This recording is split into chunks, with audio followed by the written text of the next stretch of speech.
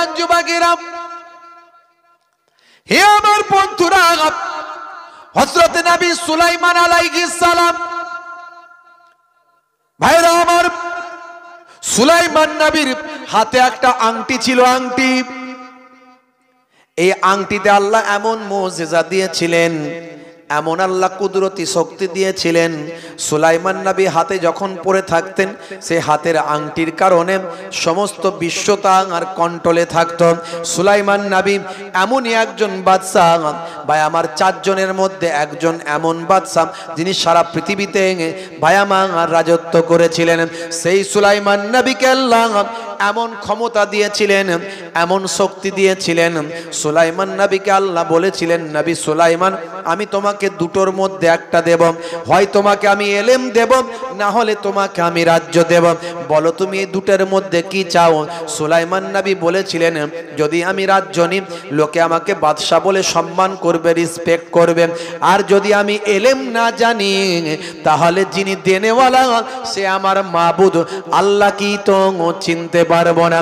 সুলাইমান নবী বলেছিলেন, মাবুদ গো, আমার রাজ্য চাই না, তার পরিবর্তে এলেম চাই, বিদ্যা চাই, জ্ঞান চাই, এমন জ্ঞান, এমন এলেম, এমন বিদ্যা দাও যাতে আমি আমার প্রভু, আমি আমার আল্লাহ তোমাকে চিনতে পারি।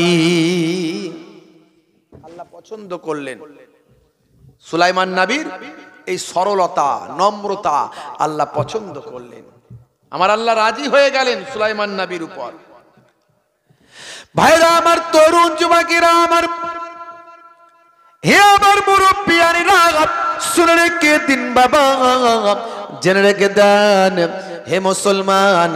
আমার আল্লাহ বললেন, নবী সুলাইমান, তোমাকে আমি তোমার উপর খুশি হলাম, আমি রাজি হয়ে গেলাম, তোমাকে আমি দুটোই দিলাম।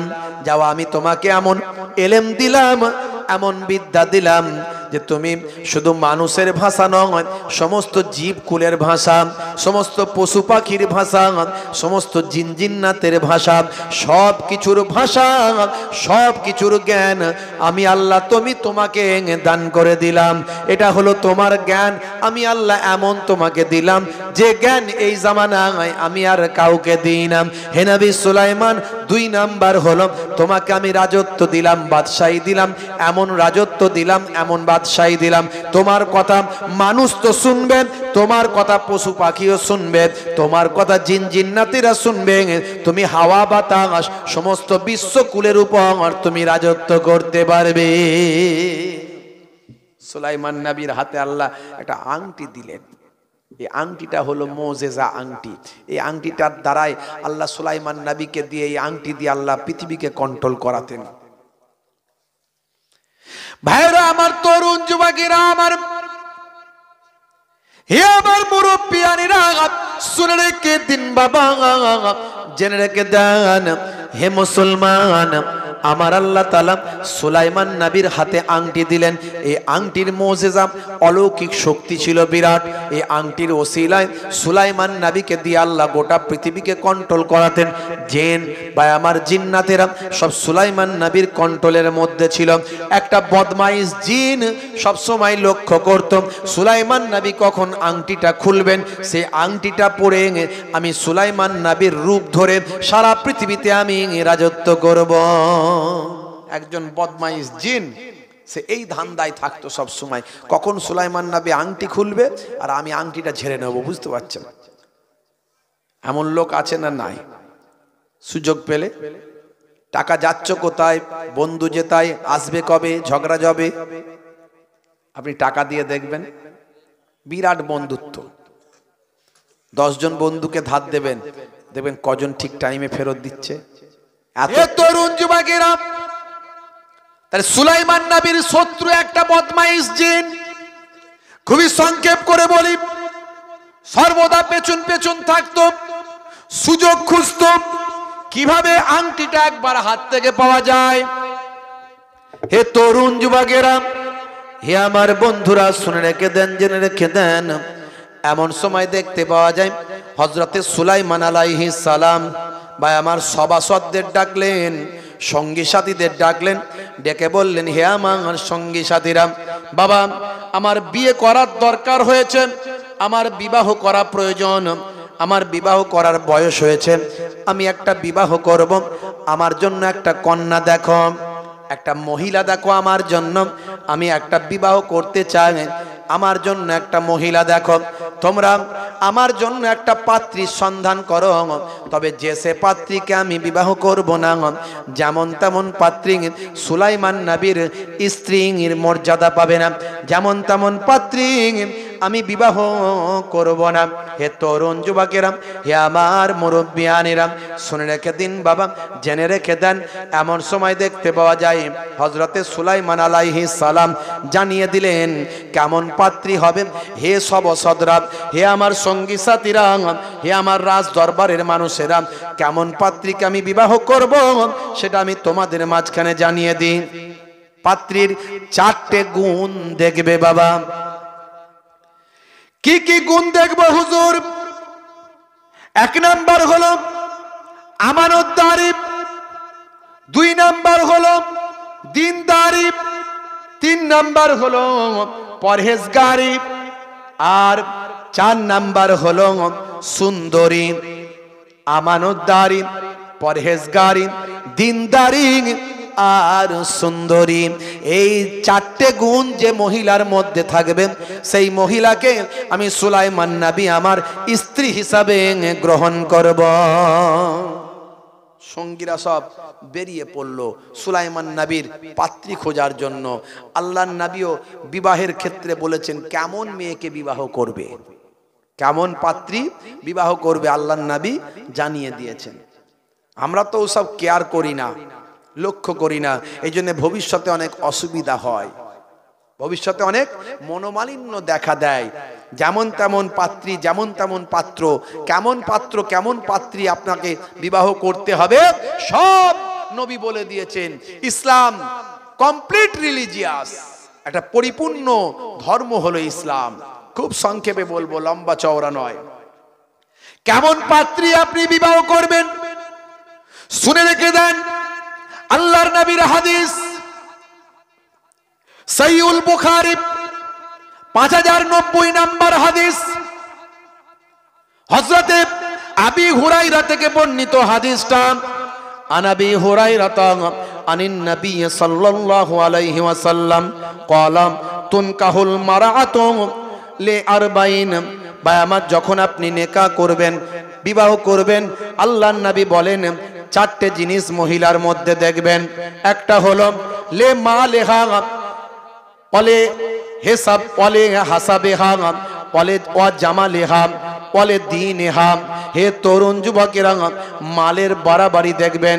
সম্পদ, পাত্রীর বাপের বা পাত্রীদের যেমন একটা সম্পদ থাকবে, পাত্রর যেন সম্পদ থাকে, সম্পদের বাড়াবাড়ি প্রায় সমান সমান কাছাকাছি দেখবেন। 2 নাম্বার হলো ওয়ালে হাসাবেহা, ভাই আমার নাসাব বংশটা দেখবেন, একেবারে যেন উচ্চ ভালো বংশ আর একেবারে খারাপ বংশ না হয়, বংশের একটা বাড়াবাড়ি সমান সমান দেখা দেখি করার চেষ্টা করবেন।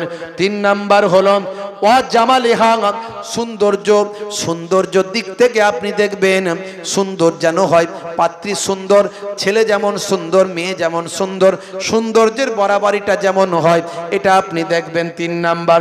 4 নাম্বার ওয়ালে দীনহা, এবং ধর্মের ব্যাপারে, দিনদারির ব্যাপারে, পরহেজগারির ব্যাপারে আপনি দেখে নেবেন। এই 4টে জিনিস যদি পাত্র পাত্রীর প্রায় সমান সমান কাছাকাছি হয়, তাহলে সেই সংসার বেশি সুখময় হওয়ার সম্ভাবনা থাকে। এ তরুণ যুবকেরা, তবে ভাই আমার সবচেয়ে বেশি গুরুত্ব দেওয়া হয়েছে দিনদারিকে, পরহেজগারিকে। দিনদারি পরহেজগারি যদি পাও, অন্যগুলোই যদি একটু একটু সমস্যাও হয় কোনো অসুবিধা হবে না। অবশ্যই পাত্রী যখন বিবাহ করবে যেন পর্দানাসীন হয়, যেন আমলওয়ালা হয়, যেন নামাজি হয়। মুসলমানের নারী করছে বাড়াবাড়ি, চালাচ্ছে স্কুটি গাড়ি, গায়ে নাই ওড়না, বলছে আমার দিকে দেখ না, চুল করতে কালার, যাচ্ছে বিউটি পার্লার, নাম ছিল জরিনা, হয়ে গেল করিনা। আছে না নাই মুসলমানের নারী? হে যুবকেরা, হে আমার বন্ধুরা, শুনে রেখে দিন বাবা, জেনে রেখে দেন হে জওয়ান যুবকেরা, হযরতে সুলাইমান নবীর পাত্রী খোঁজাখুঁজি শুরু হয়ে গেল। ভাই আমার সৈন্য সামন্ত উজির নাজির চারিদিকে ঢেরা পেটে সুলাইমান নবী কেমন পাত্রী বিবাহ করবেন সব জানিয়ে দিল। একজন জেলে সেই পথ দিয়ে যাচ্ছিল, জেলে যখন জানতে পারলাম সুলাইমান নবী, সুলাইমান পয়গম্বর বাদশাহ এমন কন্যাকে বিবাহ করতে চান যার 4টে গুণ থাকবে, সেই জেলে চিন্তা করলো হাই রে হাই, আমি একজন জেলে তাই, কিন্তু আমার বাড়িতে যে কন্যাটি আছে তার এই 4টে গুণই আছে, কিন্তু আমি জেলে, তা আমি জেলের মেয়েকে কি আর বাদশাহ বিবাহ করবেন? এটা হতে পারে? চিন্তায় পড়ে গেল।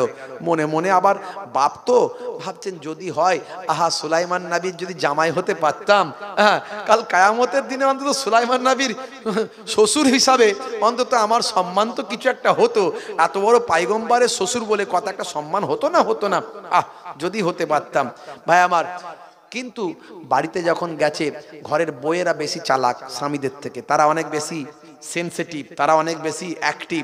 দেখবেন স্বামী হয়তো কিছু ভুল করছে, স্ত্রী কিন্তু ভুল করে না চট করে, বিশেষ করে মা যদি হয়।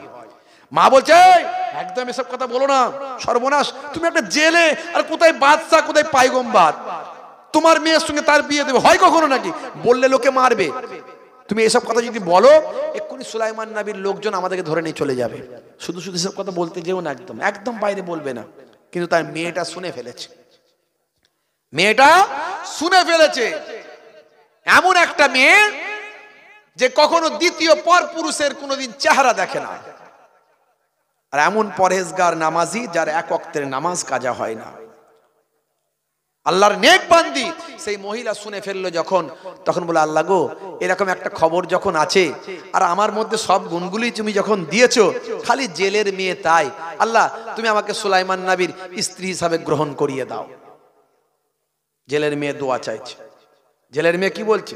তুমি আমাকে সুলাইমান নবীর স্ত্রী হিসাবে গ্রহণ করিয়ে দাও, অন্তত কাল কিয়ামতের দিনে আমি পয়গম্বরের স্ত্রী হিসাবে সেদিন মাথা তুলে দাঁড়াবো আল্লাহর দরবারে, আমার এই সৌভাগ্য তো হবে। আমার তার সম্পত্তির প্রতি কোনো লোভ নাই, তার বাদশাহীর প্রতি কোনো লোভ নাই, সে পয়গম্বর, এই জন্য আমি তাকে বিবাহ করতে চাই। বুঝতে পারছেন? মা বলছে বাবা এই দোয়া একদম চাইবি না। মা শুনতে পেয়েছে, মা বলছে বাবা এই মা গো, এই কথা একদম বলিস না, সে পয়গম্বর, যদি কোনোভাবে খবর হয়ে যায় আমাদের শাস্তি হবে, মা একদম এ কথা বলিস না।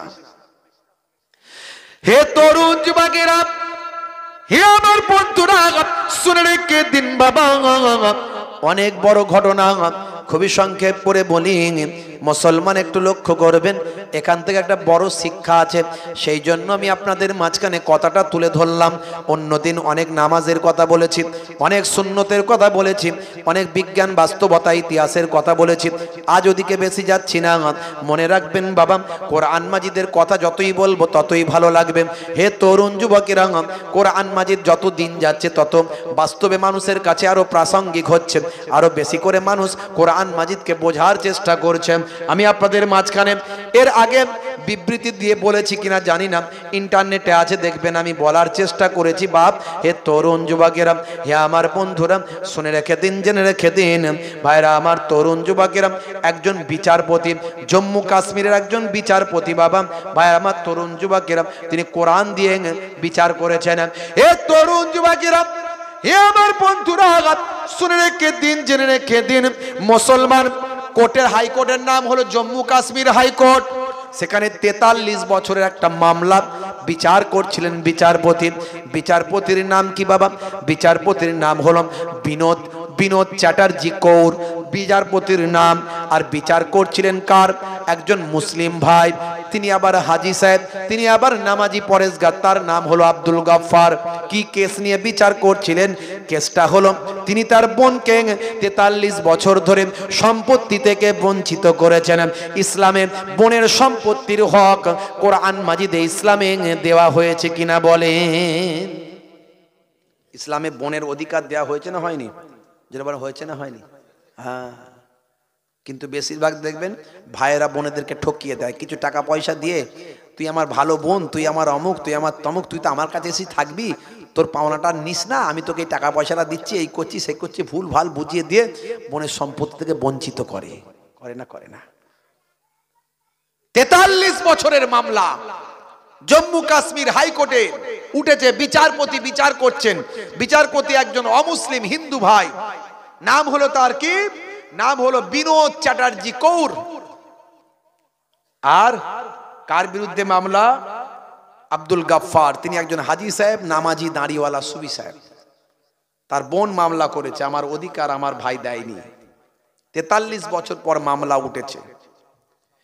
হে তরুণ যুবকেরা, জম্মু কাশ্মীর হাইকোর্টের বিচারপতি বলছেন, হে আব্দুল গাফফার, আপনি একজন হাজি সাহেব, একজন ধর্মভীরু মানুষ, একজন নামাজি মানুষ। আপনার বিচার করার জন্য আমাকে কোরআন পড়তে হলো। আপনার বিচারটা করার জন্য আমাকে কোরআন পড়তে হলো। আপনি একজন ধর্মভীরু মানুষ হয়ে সব বিষয়ে আপনি ধর্ম পালন করেন, আর বোনের অধিকার, বোনের হক দেওয়ার ব্যাপারে কেন ধর্ম কেন পালন করেন না? একটু আপনি আমাকে বলবেন, আল্লাহর কোরআন যেখানে হক দিয়েছে আপনি কেন দেবেন না? আপনি সব বিষয়ে কোরআন মানেন, বোনের অধিকার দেওয়ার ব্যাপারে কোরআন কেন মানেন না? হে আব্দুল গাফফার, আপনি একজন ধার্মিক মানুষ, নামাজি মানুষ, আপনি এত বড় একজন হাজি সাহেব মানুষ, সব বিষয়ে আপনার ধর্মকর্ম করেন, আর বোনের বিষয়ে, বোনের হক দেওয়ার ব্যাপারে আপনার ধর্ম কোথায় গেল? আপনার ইসলাম কোথায় গেল? আপনি কি কোরআন পড়েননি? আপনার বিচারটা করার জন্য আমাকে কোরআন পড়তে হয়েছে। শুনুন হে আব্দুল গাফফার, হে হাজি সাহেব, শুনুন, আমি কোরআন মাজিদ পড়েছি। সূরার নাম হলো সূরা নিসা, আয়াত নাম্বার হলো 11। এই 11 নাম্বার আয়াতে আপনার আল্লাহ কোরআন মাজিদে কি বলছেন? ইউসিকুমুল্লাহু ফি আওলাদিকুম লিজ্জাকারি মিসলু হাজ্জিল উনসায়াইনি। হে তরুণ যুবকেরা, বিচারপতি কৌর আব্দুল গাফফার হাজি সাহেবকে ব্যাখ্যা করে বললেন, শুনুন, সূরা নিসার 11 নাম্বার আয়াতে আল্লাহ বলছেন, পুত্র যা পাবে কন্যা তার অর্ধেকটা পাবে। জোরে হবে না? জোরে হবে না? ইসলামের বন্টন নীতি কত সুন্দর। আপনি বলবেন কন্যা অর্ধেক কেন পাবে? কারণ কন্যা তার শ্বশুর বাড়িতে গিয়ে সেখান থেকেও ভাগ পাবে, আর পুত্র আর কোথায় শ্বশুর বাড়ি থেকে পাবে না। তাই পুত্র, তাকে সংসার চালাতে হবে, তাকে দেখভাল করতে হবে, আল্লাহ তাকে ডবল দিলেন, আর কন্যাকে দিলেন তার অর্ধেক। পুত্র যা পাবে তার কন্যা পাবে, তার বোন পাবে অর্ধেক। হে আব্দুল গাফফার, আল্লাহর কোরআন যেখানে, আল্লাহ যেখানে বোনের অধিকার দিয়েছে, আপনি কেন বঞ্চিত করেছেন? সারা পৃথিবী তোলপাড়। একজন বিচারপতি, তিনি কোরআন থেকে ফাইসালা দিচ্ছেন। জোরে বলুন সুবহানাল্লাহ।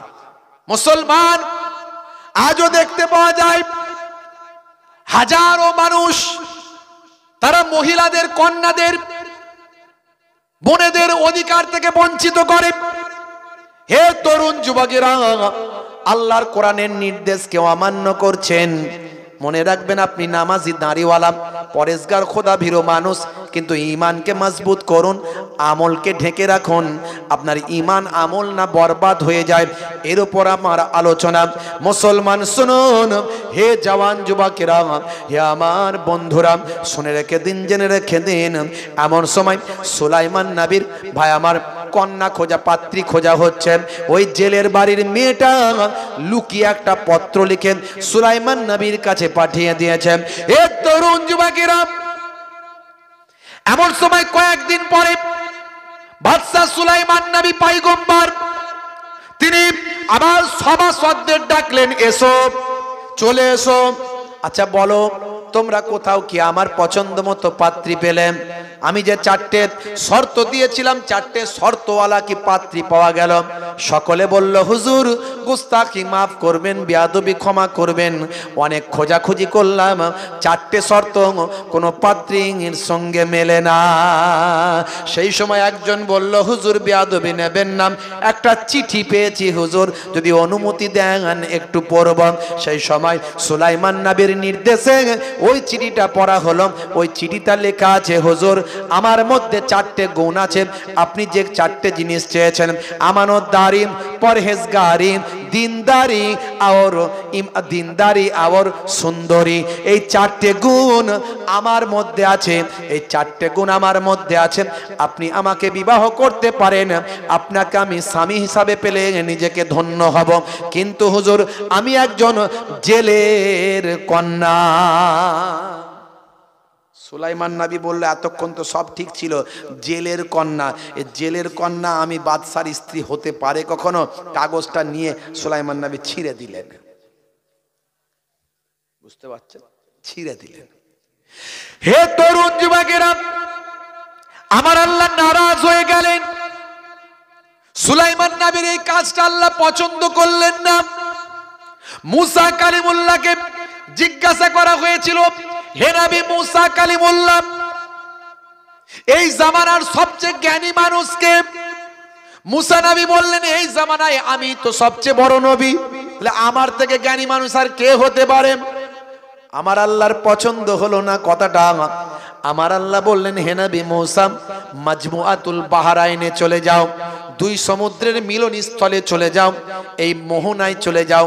দুই সমুদ্রের মিলন স্থান, এটাকে বলা হয় মাজমুআতুল বাহরাইন।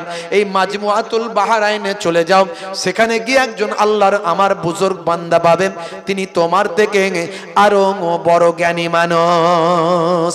সুলাইমান নবী গিয়েছিলেন, যাকে গিয়ে পেয়েছিলেন তিনি আর অন্য কেউ নন, তিনি হলেন হযরতে খিজির আলাইহিস সালাম। তাহলে আল্লাহর দরবারে নবীদেরও ছাড় নাই। সামান্য অহমিকা তাকাব্বর যদি বেরিয়ে আসে, নবীদেরও ছাড় নাই। আচ্ছা, এইরকম অহংকার তাকাব্বরি আমাদের মাঝখান দিয়ে কি বের হয় না মনে হচ্ছে না? হয় হয় হয় হ্যাঁ, পয়সা থাকলে টাকা নিবি, কত টাকা নিবি বল, এরকম কথাবার্তা হয় কি হয় না? এই ক্ষমতা আমার সঙ্গে পারবি, আয় দেখছি, আয় আয় আয় দেখছি, বলে কি বলে না মাঝে মাঝে? ভাইরা আমার, তরুণ যুবকেরা আমার, হে জওয়ান যুবকেরা, আমার আল্লাহর পছন্দ হলো না। একদিন সুলাইমান নবী, ভাইরা আমার, একটু টয়লেটে যাবেন, বাথরুমে, সঙ্গীকে বললেন, এই নাও আংটিটা রাখো, আংটিটা রাখো। আংটিটা এমন সময় সঙ্গীর হাতে দিয়ে একটু টয়লেটে গেছেন, বাথরুমে গেছেন, আর ওই লক্ষ্য রেখেছিল বদমাইশ জিন। সঙ্গে সঙ্গে ভাই আমার, জিন এবং ফারিস্তারা যে কোনো সময় যে কোনো রূপ ধারণ করতে পারে, তবে মনে রাখবেন, কোনো শয়তান, কোনো জিন আমার নবীর সুরাত ধরতে পারবে না। আমার নবীকে আল্লাহ স্পেশাল বানিয়েছিলেন, ইমামুল আম্বিয়া বানিয়েছিলেন, আমার নবীর সুরাত কেউ কখনো ধরতে পারে না ভাই আমার। কিন্তু বদমাইশ জিনটি সুলাইমান নবীর চেহারা ধরে নিল, ধরে নিয়ে সেই ব্যক্তিকে এসে বলল, দাও দাও তাড়াতাড়ি আমার আংটিটা দাও। সুলাইমান নবী এসেছে মনে করে সেই সঙ্গে আংটিটা দিয়ে দিলাম। দেওয়ার পরই বলল, শোনো, বড় একটা ভয়ঙ্কর খবর আমার কাছে আছে, সবাইকে জানিয়ে দাও, সৈন্যদের বলে দাও, সঙ্গী সাথীদের সবাইকে জানিয়ে দাও যে রাজ্যে একজন নকল সুলাইমান বেরিয়েছেন, সে আমার ক্ষমতা গ্রহণ করতে চায়, আমার ক্ষমতা নিয়ে নিতে চায়। যদি সে এইভাবে আবার আমার এই সিংহাসনের দিকে লোভ করেন, আমার ক্ষমতা কাঁড়ার জন্য এখানে আসে, আমি খবর পেয়েছি, তাকে তোমরা মেরে ধরে সমুদ্রের কিনারায় ফেলে দিয়ে চলে আসবে। হে তরুণ যুবকেরা, একথা খবর যখন জানতে পারলো, কিছু সময় পরে অরিজিনাল সুলাইমান নবী এসে বললেন, কই বাবা, আবার আংটিটা দাও। বলে, আবার আংটি কিসের? আপনি কে? বলে, আমি সুলাইমান। ও, বুঝতে পেরেছি, নকল সুলাইমান আপনি বেরিয়েছেন। ভাইরা আমার, অরিজিনাল সুলাইমানকে ভুল বুঝে তাকে সকলে মিলে সুলাইমান নবীকে আঘাত করলো, মারধর করলো, সুলাইমান নবীকে রক্তাক্ত করে সমুদ্রের কিনারায় ফেলে দিয়ে চলে আসলো। হে তরুণ যুবকেরা, এইভাবে সুলাইমান নবী রক্তাক্ত অবস্থায় সমুদ্রের কিনারায় পড়ে আছেন। আর সেই পথ দিয়ে বাড়ি ফিরছিলেন ওই জেলে মানুষটি, বাড়ি ফিরছিলেন। জেলে দেখলেন একজন সুন্দর চেহারার, নূরওয়ালা চেহারা একজন সুপুরুষ রক্তাক্ত অবস্থায় সমুদ্রের কিনারায় পড়ে আছে। পানি দিলেন, গায়ে মাথায় হাত বোলালেন, একটু জ্ঞানটা ফিরলো, শরীরটা সুস্থ হলো, উঠে বসলেন। সুলাইমান নবীকে, ভাই আমার, সুলাইমান নবীকে জিজ্ঞাসা করলেন, কে বাবা আপনি, কোথায় বাড়ি, কি ঠিকানা, কি নাম? কিছুই সুলাইমান নবী বলতে পারলেন না। তার পূর্বের সমস্ত স্মৃতি আল্লাহ ভুলিয়ে দিলেন, আগে যা কিছু ঘটেছিল সব কিছু তিনি ভুলে গেলেন, সব ভুলে গেলেন। কিন্তু তিনি একটু সুস্থ, চলতে ফিরতে পারছেন। এমন সময় ওই জেলে কি করলেন, সুলাইমান নবীকে হাত ধরে ধরে নিজের বাড়িতে নিয়ে এলেন, কয়েকদিন ট্রিটমেন্ট করলেন, সুস্থ হলেন। কিন্তু পূর্বের কথা কিচ্ছু মনে নাই, কোথায় বাড়ি, কি নাম, কি ঠিকানা কিছুই জানে না। আল্লাহ তার স্মৃতিশক্তি থেকে আগের সব কিছুকে ব্লক করে দিয়েছেন। দেখেছেন, বড় মানুষের বড় শাস্তি, সামান্য ভুল আল্লাহ পছন্দ করবেন না, খুব সাবধান। হে তরুণ যুবকেরা, হে আমার বন্ধুরা, শুনে রেখে দিন বাবা, জেনে রেখে দেন হে মুসলমান। বেশ কিছুদিন, কয়েকদিন থাকার পরে সুলাইমান নবী বড় পরহেজগার মানুষ, বড় আল্লাহর নেক বান্দা, বড় নামাজি, বড় দিনদারি, পরহেজগারি তার মধ্যে। এইরকম সুপুরুষ, এরকম জওয়ান মানুষ, তিনি আল্লাহর ইবাদতে মাশগুল। জেলের স্ত্রী বা আমার সুলাইমান নবীর ইবাদত বন্দেগী দেখে বড় পছন্দ হলো। এমন সময় জেলে বললেন, বাবা ছেলে, তোমার বাড়ি, নাম ঠিকানা কিছুই তো বলতে পারছো না, তুমি এখন সুস্থ হয়েছ, আমার একজন লোক লাগবে, আমার মাছ ইদানিং অনেক উঠছে, অনেক ইদানিং আমার জালে অনেক মাছ পড়ছে, আমার একজন লোক লাগবে। যদি আজ থেকে তুমি আমার সঙ্গে চাকরি করো, আমার কাজেতে যোগ দাও, তোমাকে আমি মাসেতে 200 দিরহাম করে দেব, 200 দিরহাম স্বর্ণ মুদ্রা আমি তোমাকে দেব, মাসে মাসে 200 টাকা করে তুমি পাবে। সুলাইমান নবী চিন্তা করলেন, আমার ঘর বাড়ি ঠিকানা, পূর্বপুরুষের পরিচয় আমার তো কিছুই মনে নাই, সব ভুলে গেছি, আমি জানি না। ঠিক আছে, এইভাবেই চলুক। সুলাইমান নবী ওই জেলের অ্যাসিস্ট্যান্ট হিসাবে মাছ ধরার কাজে লিপ্ত হয়ে গেলেন। 1 বছর ওদিকে রাজত্ব করছে বদমাইশ জিন, বুঝতে পারছেন? সুলাইমান নবীর চেহারা ধরে রাজত্ব করছে বদমাইশ জিন। হে তরুণ যুবকেরা, রাজ্যের মধ্যে অরাজকতা তৈরি হলো, রাজ্যের মধ্যে অস্থিরতা তৈরি হলো, সমস্ত কিছু সম্পত্তির মাল সম্পদের নিত্য প্রয়োজনীয় জিনিসের দাম বেড়ে গেল, মানুষে মানুষে মারপিট, হানাহানি, খুনোখুনি বেড়ে গেল, অন্যায় অবিচার বেড়ে গেল। মানুষজন চিন্তা করলো, এত বছর ধরে সুলাইমান নবী চালিয়েছেন, কত সুন্দর দেশ চলেছে, এখন কি যে হলো, সুলাইমান নবী কিছু করছেন না, এত অন্যায় অত্যাচার পাপাচার রাজ্যের মধ্যে হচ্ছে, সুলাইমান নবী তো কোনো ফাইসালা করছেন না, কোনো ব্যবস্থা নিচ্ছেন না, উদ্যোগ নিচ্ছেন না। মানুষজন চিন্তিত হয়ে পড়ল, বিস্মিত হয়ে পড়ল, কি যে হবে, কি হবে, এই আহাজারি করতে লাগলো। একটা ভালো জেন ছিল সুলাইমান নবীর ভক্ত, সে চিন্তা করলাম, মানুষের এই আহাজারি শুনতে পেলাম, জানি না সুলাইমান নবী কেন এরকম করছেন, কি ব্যাপার, দেখি তো একটু রাজ দরবারে গিয়ে একটু সুলাইমান নবীর সঙ্গে সাক্ষাৎ করে আসি, একটু খোঁজ খবরটা নিয়ে আসি। একথা চিন্তা করে ভালো জেনটা ভাই আমার রাজ দরবারে গেল। হে তরুণ যুবকেরা, এদিকে 1 বছর হয়ে গেছে। এমন সময় ওই জেলে তার স্ত্রীকে বলছে, হ্যাঁ গা, আমার কন্যার বিবাহ তো দিতে হবে। বলে, হ্যাঁ, এরকম ভালো ছেলে চোখের সামনে দেখছি, এর থেকে ভালো ছেলে আর কোথাও পাবো বলে মনে হয় না, এই ছেলের সঙ্গে যদি আমার কন্যার বিবাহ দেওয়া হয় কেমন হবে? স্ত্রী বলল, খুব ভালো হবে, দেখো এই ছেলে আমার মেয়েকে বিবাহ করবে কিনা। সুলাইমান নবীকে জেলে বলল, বাবা তোমার কাছে আমার একটা কথা আছে। বাবা বলে, কি কথা? কি কথা আপনি বলেন চাচাজি, কি কথা বলতে চান? বলে, বাবা তোমার মতো পরহেজগার, তোমার মতো নেক মানুষ, আল্লাহওয়ালা মানুষ, আর আমাদের পরিবার, আমাদের ফ্যামিলি তুমি তো দেখছো আমরা কেমন মানুষ। বলে, চাচাজি আপনারাও বড় নেক মানুষ, ভালো মানুষ, আল্লাহওয়ালা মানুষ। আচ্ছা বাবা একটা কথা বলবো। বলে, কি কথা? বলছে, আচ্ছা বলো তো বাবা, আমাদের পরিবারে আমরা কজন থাকি? আমাদের পরিবারে মানে আপনাদের এই ঘরে? বলে, হ্যাঁ। বলে, আমরা 3 জন থাকি। বলে, কে কে? বলে, আমি থাকি, আর আপনারা 2 চাচা চাচি 2 জন মিলে স্বামী স্ত্রী থাকেন 3 জন। বলে, না না না, হে বাবা ছেলে শুনে রেখে দাও, আর একজন আমার বাড়িতে আছে, সে আর অন্য কেউ নয়, আমার কন্যা, যার চেহারা আজ পর্যন্ত দ্বিতীয় কোনো পর পুরুষ দেখে না, যার আমানতদারি, পরহেজগারি, ইবাদত, সুন্দরী, সব কিছু গুণে সে তার গুণান্বিত, তার গুণ সব দিক থেকে এই রকম একটা সুন্দরী, আমানতদারি, পরহেজগারি একটা কন্যা আমার ঘরে আছে, তার বিবাহে দেওয়ার বয়স হয়েছে, আমি তোমার সঙ্গে বিবাহ দিতে চাই। হে ছেলে, তোমাকে বড় আমার ভালো লেগেছে, তুমি কি আমার কন্যাকে বিবাহ করতে চাও? হে তরুণ যুবকেরা, সুলাইমান নবী বললেন, এতগুলো গুণ যার মধ্যে আছে, এই রকম কন্যা পাওয়া তো সৌভাগ্যের ব্যাপার। নিশ্চয় আমি আপনার কন্যাকে বিবাহ করতে রাজি। ভাইরা আমার, তরুণ যুবকেরা 100 স্বর্ণ মুদ্রা দিয়ে জেলে বললেন, যাও বাবা ছেলে, তুমি যাও বাজার থেকে বিবাহের পোশাক আশাক যা কিছু লাগে সব কিনে নিয়ে আসো। বিবাহ হয়ে গেল, শাদী বিয়ে হয়ে গেল। হে তরুণ যুবকেরা, হে আমার মুরব্বিয়ানেরা, নতুন জামাইকে নিয়ে জামাই শ্বশুর আবার দুজন মিলে মাছ ধরতে গেলেন। ওদিকে ভাই আমার ভালো জেনটা দরবারে গিয়ে দেখেন সর্বনাশ, সুলাইমান নবীর সিংহাসনে সুলাইমান নবী সেজে যে বসে আছে সে একটা শয়তান জিন। এমন সময় ভালো জিনটা শক্তিশালী ছিল, শয়তান জিনকে তাড়া করলো। সর্বনাশ, এই বিয়াদব, তুই সুলাইমান নবীর পোশাক ড্রেস পরে সুলাইমান নবীর চেহারা ধরে সেই আংটি চুরি করে তুই বসে আছিস। ভাই আমার, বদমাইশ জিনটা ধরা পড়ে যাওয়ার ভয়ে ছুটতে শুরু করলো, উড়ে উড়ে চলতে লাগলো। সমুদ্রের উপর দিয়ে যেতে যেতে আল্লাহর কুদরতি ক্ষমতা তার আঙুল থেকে আংটিটা সমুদ্রের পানিতে পড়ে গেল।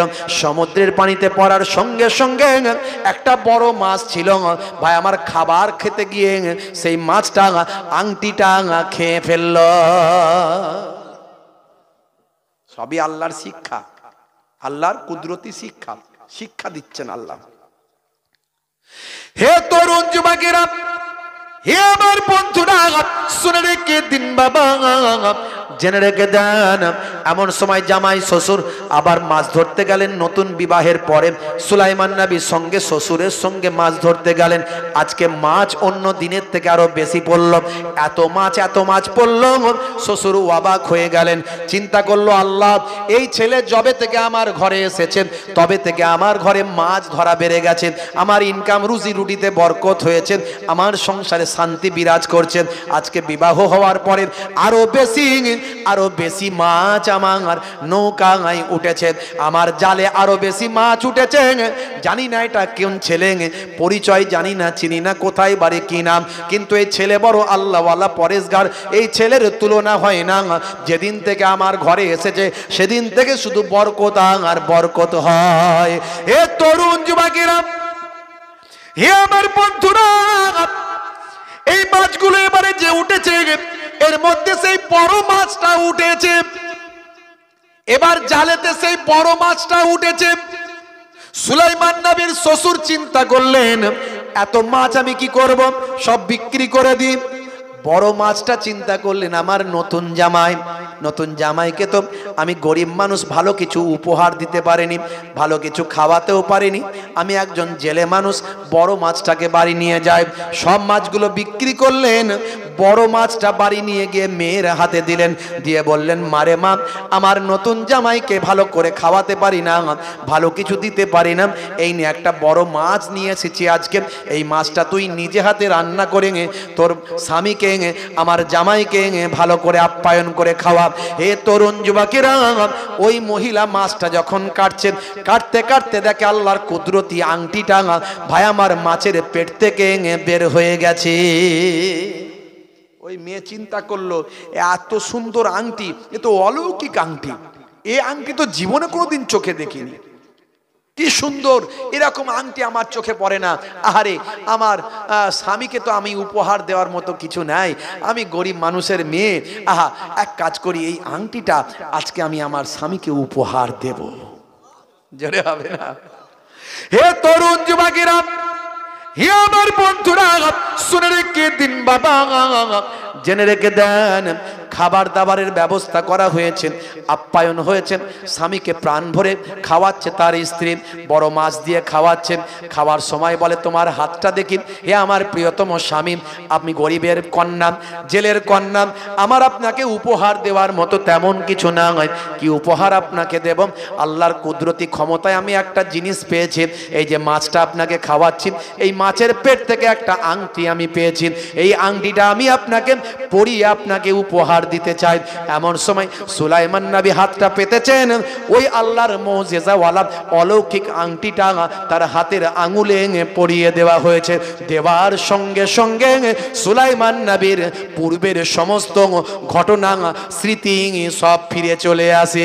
বাদশাহী ক্ষমতা সুলাইমান নবী তৎক্ষণাৎ ফিরে পান। সুলাইমান নবী তখনই মনে পড়ে, আরে বাপ, আমি তো বাদশাহ। আংটি হাতে দেওয়ার সঙ্গে সঙ্গেই সব কিছু মনে পড়ে গেছে, আর সব ক্ষমতা সেই শরীরে, সেই রকম শক্তি, পাওয়ার, সেই মনোবল, সেই সতেজতা সব চলে, আরে আমি তো বাদশাহ, আমি এখানে কেন? আল্লাহর কাছে সিজদায় পড়েছে, আল্লাহ, আল্লাহ তুমি আমাকে কোথায় নিয়ে এলে, তুমি কোথায় নিয়ে এলে, তোমাকে এইভাবে কোথায় নিয়ে এলে আল্লাহ? মনে পড়ে গেছে আমি একটা জেলের মেয়ের চিঠিকে ছিঁড়ে দিয়েছিলাম, সে আমাকে বিবাহ করতে চেয়েছিল, সে বলেছিল আপনার পছন্দ মতো 4টে গুণই আমার মধ্যে আছে, কিন্তু আমি একজন জেলের মেয়ে, আমি তখন জেলের মেয়ে বলে ছিঁড়ে দিয়েছিলাম। আহারে, সে ছিঁড়ে দেওয়াটা আমার আল্লাহ পছন্দ করেননি, আমাকে ওই জেলের মেয়ে দোয়া চেয়েছিল, এ আল্লাহ, হয় তুমি সুলাইমান নবীকে এই ধনী অবস্থায় আমাকে তার সঙ্গে বিবাহ করিয়ে দাও, আর না হলে সেটা যদি না হয় তাকে গরিব বানিয়ে আমার সঙ্গে বিবাহ দাও। আরে সেই মহিলা বলেছিল, সেই মহিলার দোয়া কবুল করে আল্লাহ আমাকে জেলের বাড়িতে গরিব অবস্থায় পাঠিয়ে জেলের মেয়েকে আমার স্ত্রী হিসাবে বরণ করিয়ে দিয়েছেন। ভাই আমার, সুলাইমান নবী আল্লাহর দরবারে সিজদায় পড়ে গেলেন, স্ত্রীকে নিয়ে রাজ দরবারে গেলেন, আবার সমস্ত মানুষ চিনতে পারল, সুলাইমান নবী আবার বাদশাহী শুরু করলেন। ভাইরা আমার, এইখান থেকে আমার আলোচনায় এটাই উঠে এলো, কোন রকম অহমিকা, সামান্য তাকাব্বর আমাদের জীবনকে বদলে দিতে পারে। আমার আপনাকে আল্লাহ রাব্বুল আলামিন ধ্বংস করে দিতে পারেন, নবীদের পর্যন্ত ছাড় দেননি। বন্ধুরা আমার, তরুণ যুবকেরা আমার, আপনার ইবাদত, আপনার নামাজ, আপনার তেলাওয়াত, আপনার জিকির, আপনার ফিকির যতটা আছে যেন সেটা নষ্ট না হয়ে যায়, এটা বেশি বেশি মাথায় রাখবেন। সঞ্চয় যা করবেন করবেন, যেটা সঞ্চয় করেছেন সেটা যেন বরবাদ না হয়, এটা আগে ভাববেন। মুসলমান, আপনাদের কাছে আমার আজকের এটুকুই আলোচনা, আর লম্বা চওড়া নয়, বিদায় নেব। ঠান্ডার রাত, অনেক কথা, অনেক আলোচনা ছিল, লম্বা চওড়া নয়, একটা ওয়াকিয়ার মাধ্যমে আমি দুটো কথা আলোচনা করলাম, একটা কোরআনের দলিল দিয়ে আপনাদের মাঝখানে বোঝানোর চেষ্টা করলাম। কোরআন সত্য, আল্লাহ সত্য, রাসূল সত্য, সেই আল্লাহ রাব্বুল আলামিনকে আপনি মন প্রাণ দিয়ে বিশ্বাস করুন, আল্লাহর নির্দেশনাগুলো মানুন, কোরআন মাজিদকে বিশ্বাস করুন, কোরআন মাজিদ পড়ার চেষ্টা করুন, কোরআন মাজিদের তাফসীরগুলো পড়ুন, আর রাসূলের সুন্নতকে ফলো করুন, দয়ার নবীকে ভালোবাসুন, সব কিছুর থেকে বেশি দয়ার নবীকে ভালোবাসুন। দয়ার নবীকে আপনাকে আমাকে চিনিয়েছেন আমার আপনার মুজাদ্দিদুজ জামান পীর আবু বকর সিদ্দিক রাহমাতুল্লাহ আলাইহি। তিনি সমস্ত মাসলা মাসাইল কিভাবে হবে, যেখানে যেখানে ডাউট আছে, বিতর্ক আছে, যেখানে যেখানে পরিষ্কার নাই, সেগুলোকে আপনারা আমার কাছে ব্যাখ্যা করে পরিষ্কার করে দিয়েছেন, এবং নবী প্রেম, আল্লাহ প্রেম কেমন হবে সব শিখিয়ে দিয়েছেন। সে মুজাদ্দুজ জামানের ছাতার তলায় থেকে সুন্দরভাবে আমরা যেন জীবনযাপন করতে পারি। যে বসিরার আল্লামা হুজুর ভাই মুজাদ্দুজ জামানের হাতে হাত দিয়ে দাস্তে বায়াত ছিলেন, মইজুদ্দিন হামিদি সাহেব হুজুর, নেসারউদ্দিন আহমদ সাহেব হুজুর, ডক্টর মোহাম্মদ শহীদুল্লাহ হুজুর, আব্দুল মাহবুব সাহেব হুজুর, ভাইরা আমার পীরনগরী হুজুর, যত আপনার 5 হুজুর, যত আল্লাহর ওলি বান্দারা মুজাদ্দুজ জামানকে ভাই আমার বট গাছ মনে করে, ছাতা মনে করে তার নিচে আশ্রয় নিয়ে তার মাসালাগুলো, তার ব্যাখ্যাগুলো গ্রহণ করেছিলেন। মুজাদ্দুজ জামান যেমন তেমন আলেম ছিলেন না, শুধু 6টা হাদিসের, আমরা সব যত বক্তা আলেম মাওলানা সব 6টা হাদিস পড়েছে, 86টা হাদিস, 6টা হাদিসের পড়ে তার সানাদ পেয়েছে। আর মুজাদ্দুজ জামান 6টা হাদিস তো বটেই, মদিনা শরীফ থেকে 40টা হাদিস শেষ করে তার সানাদ নিয়ে হিন্দুস্তানের জমিনে এসেছিলেন।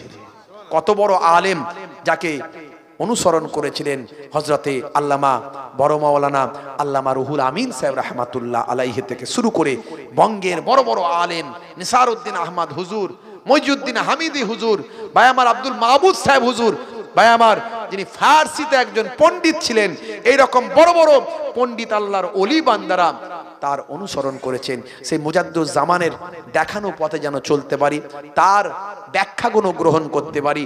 আখেরি জামানায় কত ধরনের মাওলানা বেরোচ্ছে, শুনলে মাথা খারাপ হয়ে যাবে। আমার কাছে অনেকগুলো আছে, বুঝতে পারছেন ভাইরা আমার, তরুণ যুবকেরা আমার, কতগুলো শোনাবো, এক ধার থেকে শোনালে অনেকগুলো শোনাতে পারি। আজ আমি শোনাবো না, আর একটা শোনালাম, আরো অনেক এর আগে শুনিয়েছি। ভাইরা আমার, আখেরি জামানা, কোনো দিকে কান নাক দেবেন না, চোখ দেবেন না, যে যা বলছে বলুক গে যাক। যদি কোনো বিতর্কিত বক্তব্য চলে আসে, ওই ওয়াজটা শোনার দরকার নাই, শুনলেও ওই কথাটাকে বিশ্বাস করবেন না। কারণ আমরা মুজাদ্দুজ্জামানকে বিশ্বাস করি, আমরা বসিরহাট আল্লামা হুজুরকে বিশ্বাস করি, আমরা পীরনগরী হুজুরকে বিশ্বাস করি, 5 হুজুর কেবলাকে বিশ্বাস করি। আমরা সেই আকীদার উপর চলবো। আমাদের হক সিলসিলা কোরআন হাদিসের বিরুদ্ধে একটা কথাও ফুরফুরা সিলসিলায় যে দাদা হুজুর কেবলা যা বলে গেছেন, এই সিলসিলায় একটাও কোরআন হাদিসের বিরুদ্ধে কথা নয়। আখেরি জামানায় অনেক ফিতনা চলছে, ওর বিরুদ্ধে ওর বিরুদ্ধে, এ ওকে বলছে বাজে কথা, ওকে বলতে বাজে কথা, এক বক্তা আর এক বক্তাকে কটূক্তি করছে, এক মাওলানা আর এক মাওলানার বিরুদ্ধে বলছে, এমনকি গালমন্দও দিয়ে দিচ্ছে। খুব সাবধান, এই গালমন্দ যেটা দিল সেটাও যদি আপনি বলেন তাহলে আপনারও দেওয়া হলো, আপনার মুখ থেকেও খারাপ কথাটা উচ্চারণ হলো। কে কোন গালমন্দ দিয়েছে, কে কি কটু বাক্য বলেছে, আপনি চায়ের দোকানে একজন অন্যজনকে শোনাচ্ছেন, আপনি গীবতের হকদার হয়ে যাচ্ছেন, গীবতের হকদার হয়ে যাচ্ছেন। কে কি করছে সে আল্লাহর দরবারে জবাব দেবে, আল্লাহর দরবারে জাররা জাররা পরিমাণ হিসাব হবে। কাউকে আল্লাহ ছাড়বেন না, যত বড়ই মাওলানা হোক, হুজুর হোক, পীর সাহেব হোক, মুফতি সাহেব হোক, হাজি সাহেব, গাজী সাহেব হোক, কাউকে আল্লাহ ছাড়বেন না। নাফসের গোলামি করে ফেললে আল্লাহ ছাড়বে না। নবীদের ছাড়েননি, নবীদের ছাড়েননি। আর আমি আপনি কোথাকারের কে, কত বড় হুজুর, কত বড় পীর সাহেব হয়েছে। ভাইরা আমার, তরুণ যুবকেরা আমার, আল্লাহ যাকে ঘাড় ধরে তুলবে তাকে কেউ ঠ্যাং ধরে নামাতে পারবে না। কাউকে ভোট দিয়ে কিছু হবে না, ভোট দিয়ে পীর সাহেব বানানো যাবে না। পীর ওলি আউলিয়া এগুলো আল্লাহর দেওয়ার জিনিস। আর এই হুজুরের ছেলেই হুজুর হবে, পীর সাহেব হবে, এটাও কোরআন হাদিসে কোথাও পাওয়া যাবে না। আপনার ঘরের ছেলেটাকে আল্লাহ হুজুর বানাতে পারে, পীর বানাতে পারে, ওলি বানাতে পারে। ওসব বাজে কথা রাখেন। এসব কথা নিয়ে গীবত শেখায় চগলখড়ি করবেন না বাপ। এই কথাগুলো নিয়ে বাজারে বাজারে আলোচনা করবেন না। যে করছে সে করুক, যারা করছে তারা জানে, জেনে শুনে করছে। বুঝতে পারছেন? মানুষ যখন আত্মকেন্দ্রিক হয়ে যায়, একটা মোহের মধ্যে চলে যায়, তখন সবকিছু ভুলে যায়, সবকিছু ভুলে যায়। আপনি ভুলবেন না। আপনি দাদা হুজুর পীর কেবলাকে দেখুন। আমি মোহেবুল্লাহ হুসাইনি ছোট হুজুরের নাতি, পীরনগরী হুজুরের পোতা। আমি কি করলাম দেখার দরকার নেই। আমি যদি ভালো কাজ করি, যদি আপনার মনে হয় কোরআন হাদিসের পক্ষে আছি, দাদা হুজুর কেবলার নীতি আদর্শের পক্ষে আছি, আপনি সম্মান করবেন, ভালোবাসবেন। আর যদি দেখেন যে না বিপক্ষে আছি, আমার কাছ থেকে সরে যান, আমার কাছে আসবেন না, মিটে গেল ঝামেলা। এগুলো নিয়ে দ্বন্দ্ব, দলবাজি এসব করে ধ্বংসপ্রাপ্ত হয়ে যাব আমরা। আল্লাহ আমাদের হেফাজত করেন, বলু আল্লাহুম্মা আমিন, বলু আল্লাহুম্মা আমিন। এই রকম করে অনেক ধ্বংস হয়ে গেছে, অনেক কম বরবাদ হয়ে গেছে। আমাদের নবীর খাতিরে আমাদেরকে আল্লাহ এখনো হেফাজত করছেন। আমার নবী দোয়া চেয়েছিলেন, আল্লাহ একসঙ্গে ধ্বংস এদের করবেন না, আমার উম্মতকে আপনি একসঙ্গে ধ্বংস করবেন না। আল্লাহ বলেছেন, হে নবী আপনার দোয়া কবুল করেন না। নূহ নবীর জামানায় একসঙ্গে সবাইকে পানিতে ডুবিয়ে আল্লাহ ধ্বংস করেছেন। দাউদ নবীর জামানায় একসঙ্গে সবাইকে বানর বানিয়ে দিয়েছেন। লূত নবীর জামানায় একসঙ্গে সবাইকে মাটির তলায় তলিয়ে দিয়েছেন। আমরা এমন কিছু বিরাট ভালো ভালো কাজ করি না যে আল্লাহ আমাদেরকে হেফাজত করছেন, খালি নবীর ওসিলায় হেফাজত করছেন। বাপেরা আমার, ভুল ভ্রান্তি হলে ক্ষমা করবেন। আমি ছোট মানুষ, ক্ষুদ্র মানুষ, দুটো কথা বলে মানুষকে ঐক্যবদ্ধ করার চেষ্টা করি, নামাজি দিনদার পরেশগার বানানোর চেষ্টা করি, আর নিজেও সেটা আমল করার চেষ্টা করি। আল্লাহ রাব্বুল আলামিন আমাদের প্রত্যেককে যেন কবুল ও মঞ্জুর করেন। বলুন আল্লাহুম্মা আমিন, বলুন আল্লাহুম্মা আমিন। যাই হোক, রে করোনা কভু ভিখারি আমায় দুনিয়ার মানুষের দুয়ারে, দুনিয়ার মানুষের দুয়ারে। আল্লাহুম্মা সাল্লি আলা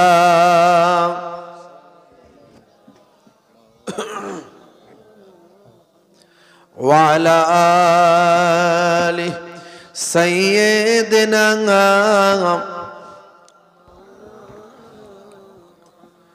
কোনো দিকে আলো নেই, চারিদিকে ঘিরেছে আধার। কোনো দিকে পথ নাই, চারিদিকে ঘিরেছে কুফার। চারিদিকে ঘিরেছে কুফার, তবুও চলতে হবে, সামনে যেতেই হবে, এই ডাক সুমহান আল্লাহর, এই ডাক সুমহান আল্লাহর।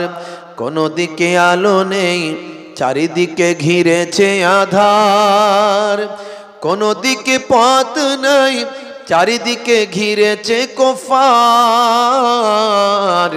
চারিদিকে ঘিরেছে কুফার। আল্লাহুম্মা সাল্লি আলা, মোবাইলটা ওয়া আলা আলি সাইয়্যিদিনা, মোবাইলটা পকেটে রাখেন। দয়ার নবী গো আমার ময়ার নবী গো, সব ছাড়িব কিন্তু তোমায় ছাড়তে পারি না, সব ছাড়িব কিন্তু তোমায় ছাড়তে পারি না, ছাড়িনি ছাড়ব না ছাড়তে পারি না, সব ছাড়িব কিন্তু তোমায় ছাড়তে পারি না। আল্লাহুম্মা সাল্লি আলা সাইয়্যিদিনা মাওলানা মুহাম্মদ ওয়া আলা আলিহি।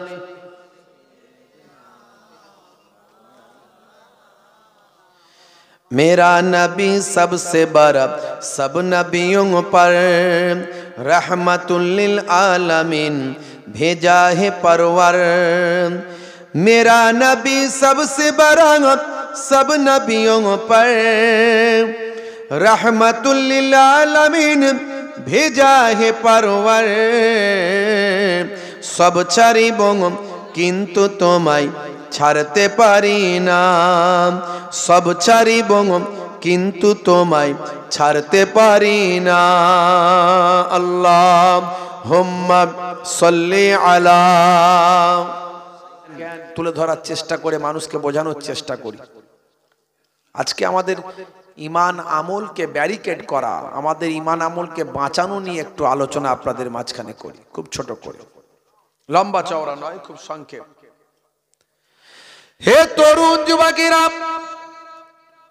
হে আমার বন্ধুরা, শুনে রেখে দিন বাবা, জেনে রেখে দেন, আমার আল্লাহ তাআলা পৃথিবীর জমিনে আপনাকে আশরাফুল মাখলুকাত করেছেন, সৃষ্টির শ্রেষ্ঠ জীব বানিয়েছেন। কেন শ্রেষ্ঠ করলেন? হে পৃথিবীর মানুষ, শ্রেষ্ঠত্বের পরিচয় কতটুকু দিচ্ছেন একটু বুকে হাত দিয়ে চিন্তা করবেন। নামাজ শুধু পড়লে আপনি জান্নাতে যাবেন, এটা পৃথিবীর কোথাও লেখা নাই।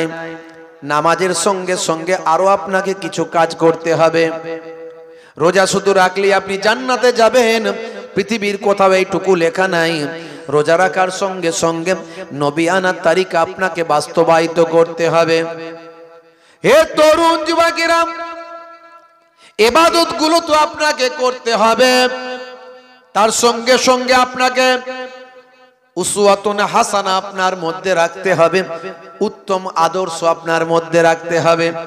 কত মানুষকে আমি দেখলাম নামাজও পড়ছে, চিটিংবাজিও করছে, দাঁড়িয়ে রেপেছে, ধাপ্পাবাজিও করছে, নামাজ রোজা ইবাদত বন্দেগী করে, কিন্তু মানুষ তার কথাতে বড় কষ্ট পায়, তার কথায় মানুষ অসন্তুষ্ট। হে তরুণ যুবকেরা, বানি ইসরাইল যুগে একজন আল্লাহর নেক বান্দি ছিলেন, অনেক বেশি বেশি নামাজ পড়তেন, অনেক বেশি বেশি তেলাওয়াত করতেন, অনেক বেশি বেশি জিকির আজকার করতেন।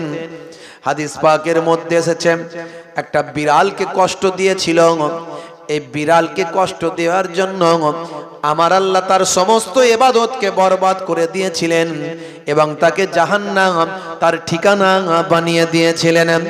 এর দ্বারাই কি প্রমাণ পাই বাবা, ইবাদত বন্দেগী আপনার লাগবে, তার সঙ্গে সঙ্গে উসওয়াতুন হাসানা আপনার মধ্যে লাগবে। ভাইরা আমার, তরুণ যুবকেরা, হে আমার মুরব্বিয়ানেরা, বানি ইসরাইল যুগের আর একটা ঘটনা হাদিসের মধ্যে পাওয়া যায়। পিপাসার সময় একটা কুকুরকে পানি পান করিয়েছিল, 12 বছর ধরে গোনা করেছিল, 12 বছর ধরে পাপ কাজে ওই মহিলা লিপ্ত ছিল, কিন্তু পিপাসার সময় একটা কুকুরকে পানি পান করিয়েছিল। এই কাজটা আল্লাহর বড় ভালো লেগেছিল। আমার আল্লাহ তাআলা এই ছোট কাজটার বিনিময়ে ওই মহিলার 12 বছরের গুনাহকে ক্ষমা করেছিলেন। বন্ধুরা আমার, তরুণ যুবকেরা আমার, ইসলামটা আপনাকে আমাকে বুঝতে হবে, উসওয়াতুন হাসানাটা বুঝতে হবে, ভাইরা আমার উত্তম আদর্শটা বুঝতে হবে। এতক্ষণ ধরে ওয়াজ করছিলেন, ওয়াজ শুনছিলেন, নবীর আখলাক কেমন ছিল, খলিফাদের আখলাক কেমন ছিল, কিছুটা আপনাদের ধারণা তৈরি হয়েছে। হে তরুণ যুবকেরা, হে আমার মুরব্বিয়ানেরা, আল্লাহর নবী বলেছেন, ইয়া আবাজার লা তাহকিরান্নাল মারুফা সাইয়্যাত। বাবা আবুজার, তোমার জীবনে এমন ছোট ছোট নেক কাজ, ভালো কাজ আছে আবুজার, তোমার মনে হতে পারে এটা আবার ভালো কাজ নাকি, এটা আবার আমল নাকি, এটা আবার নেক কাজ নাকি, এটা তোমার মনে হতে পারে আবুজার। কিন্তু বাবা আবুজার, হতে পারে, শুনে রেখে দাও, ওই ছোট ছোট নেক কাজ, ভালো কাজগুলোর জন্য আমার আল্লাহ তাআলা তোমার জীবন জিন্দেগিতে রহমতের দরিয়া বর্ষণ করে দেবে। রাস্তা দিয়ে যাচ্ছেন, পেরেক পড়ে আছে, কাঁচ ভাঙা পড়ে আছে, পাথর পড়ে আছে, পরবর্তী পথিকের পায়ে লাগবে, আপনি দেখে নিয়েছেন, আপনি ভাবছেন আমি তো দেখতে পেয়েছি, আমি চলে যাচ্ছি, আমার তো লাগেনি, যার লাগবে সে বুঝে নেবে। আপনি নামাজি, আপনি সুফি, আপনি দরবেশ, নবীর উম্মত, আমার নবীর অর্ডার, পরবর্তী পথিকের পায়ে যেন কষ্ট না লাগে তার জন্য তুমি সেটা সরিয়ে দাও। আপনার হাতে সময় আছে, সরিয়ে দিলেন। হে তরুণ যুবকেরা, আপনি দেখছেন বাবা, পথের ধারে একজন মানুষ কষ্ট পাচ্ছে, সবাই চলে যাচ্ছে, আপনার হাতে সময় আছে, হাতে যদি সময়ও না থাকে, সময় বের করে তার কষ্ট লাঘব করার চেষ্টা করুন। উসওয়াতুন হাসানা আপনার মধ্যে নিয়ে আসুন, নবিয়ানা তারিখ আপনার মধ্যে নিয়ে আসুন। হে তরুণ যুবকেরা, ছোটদের সঙ্গে যখন আপনি মিশবেন, বাচ্চাদের সঙ্গে বাচ্চাদের মতো মিশুন, বাচ্চাদেরকে ভালোবাসুন, বাচ্চাদেরকে স্নেহ করুন, বাচ্চারা যেন আপনার কাছে সহজে আসে, আপনার কাছে যেন ভয় না পায়। আবার বড়দের সঙ্গে যখন মিশবেন, আপনার বুজুর্গ ব্যক্তিদের যখন পাবেন তখন শ্রদ্ধা করুন, সম্মান করুন, কারণ আপনার থেকে তিনি বয়সে বড়, এই বয়সে বড় হওয়ার কারণে তাকে সম্মান করুন। আল্লাহর নবী বুজুর্গদের সম্মান করতে শিখিয়েছেন, নবীর আদর্শ। দয়ার নবী বলেন যে ছোটদের স্নেহ করে না, বড়দের সম্মান করে না, সে আমি নবী আমার দলভুক্ত নয়। বুঝতে পারছেন? উসওয়াতুন হাসানা আমার নবীর মধ্যে ছিল, সে আদর্শকে নিয়ে আসুন। হে তরুণ যুবকেরা, অহমিকা বোধকে ত্যাগ করতে হবে। আত্মগরিমা, আত্ম অহমিকা, আমি অমুক, আমি তমুক, আমি এই, আমি সেই, আমি নেতা, আমি মন্ত্রী, আমি হুজুর, আমি মাওলানা, আমি পীর সাহেব, আমি ডাক্তার, আমি ইঞ্জিনিয়ার, আমি ধনী, আমি ব্যবসায়ী, এই আত্মগরিমা, আত্ম অহংকার, তাকাব্বুরি যেন আপনার মধ্যে না থাকে। হে তরুণ যুবকেরা, আমার আল্লাহ কোরআন মাজিদের মধ্যে জানিয়ে যান, ইন্নাল্লাহা লা ইউহিব্বুল মুতাকাব্বিরিন, আমার আল্লাহ তাকাব্বুর করাকে, তাকাব্বুরকারীকে, অহংকারীকে আমার আল্লাহ মোটেও পছন্দ করেন না। হে তরুণ যুবকেরা, হে আমার মুরব্বিয়ানেরা, আপনাকে একজন সাধারণ মানুষ, সহজ সরল মানুষ হিসাবে নিজেকে আমিত্বকে নষ্ট করতে হবে। আমার আমিত্ব বলে কিছু না হয়, আমি একজন সহজ সরল একজন মানুষ হিসাবে বাস্তবায়িত করব নিজের জীবনকে। এই প্রেক্ষাপট, এই বাস্তবতা যদি আপনি তৈরি করতে পারেন, এটা আমার আল্লাহ বড় পছন্দ করেন। আপনার অহমিকা, তাকাব্বুর আল্লাহ পছন্দ করেন না। হে তরুণ যুবকেরা, হে আমার মুরব্বিয়ানেরা, হে মুসলমান, ইসলামের নীতি আদর্শটা আপনাকে আমাকে বুঝতে হবে। নবিয়ানা তারিকা, নবিয়ানা আখলাকটা আমার আপনার মধ্যে বুঝতে হবে। তো বন্ধুত্ব সব শেষ, বুঝতে পারছেন? কিছু লোক ঝাড়ু পাটি আছে, আপনি চায়ের দোকানে বসে আছে, আপনি দেখছেন হুজুর বলে গেছে মুসলমানকে দেখলে সালাম দেবে, আসসালামু কাবলাল কালাম, কথা বলার আগে দাও তুমি সালাম। সালাম দেওয়ার সময় দেখবে না কে চাস্তো ভাই, কে ফুফুতো ভাই, কে মামাতো ভাই, মুসলমান দেখবে সালাম দেবে, এটাই নবীর তরিকা। হযরতে আলী মুর্তজা কারামাল্লাহু ওয়াজহু আল্লাহর নবীর দরবারে আসছেন, সেখানে বসে আছেন হযরতে আবু বকর সিদ্দিক রাদিয়াল্লাহু তাআলা আনহু। তাহলে সালামটা কে কাকে দেবে? যারা বলেন সালামটা কে কাকে দেবে? আবু বকরকে দেবে হযরত আলী মুর্তজা হুজুর, তাই তো নাকি? আল্লাহর নবী সালামের পদ্ধতি জানিয়েছেন, একজন ব্যক্তি অধিক ব্যক্তিকে সালাম দেবে। উপবিষ্ট ব্যক্তি, দাঁড়িয়ে থাকা ব্যক্তি উপবিষ্ট ব্যক্তিকে, বসে থাকা ব্যক্তিকে সালাম দেবে। চলমান ব্যক্তি বসে থাকা ব্যক্তিকে সালাম দেবে। আল্লাহর নবী কে কাকে সালাম দেবে সুন্দরভাবে হাদিসের মধ্যে বলেছেন। হে তরুণ যুবকেরা, নবীর হাদিস অনুযায়ী তাহলে আবু বকর সিদ্দিক হুজুর বসে আছেন, হযরতে আলী হুজুর ঢুকছেন, তাহলে সালামটা দেওয়া দরকার হযরতে আলী মুর্তজা কারামাল্লাহু ওয়াজহুর। সাহাবাদের মধ্যে এসব জিনিস কখনো ভুল হয় না, কিন্তু এই দিন হযরতে আলী মুর্তজা কারামাল্লাহু ওয়াজহু নবী পাকের দরবারে ঢুকেছেন, হযরতে আবু বকর হুজুর বসে আছেন, সালাম তিনি দিলেন না। হযরতে আবু বকর হুজুর অবাক, কি ব্যাপার আলী সালাম দিল না?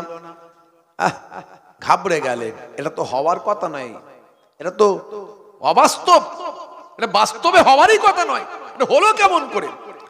হযরতে আবু বকর সিদ্দিক রাদিয়াল্লাহু তাআলা আনহু হযরতে আলী মুর্তজা কারামাল্লাহু ওয়াজহুকে নিজে থেকেই সালামটা দিলেন। জোরে হবে না? সালাম দেওয়া হলো সুন্নাত, জবাব দেওয়া হলো ওয়াজিব।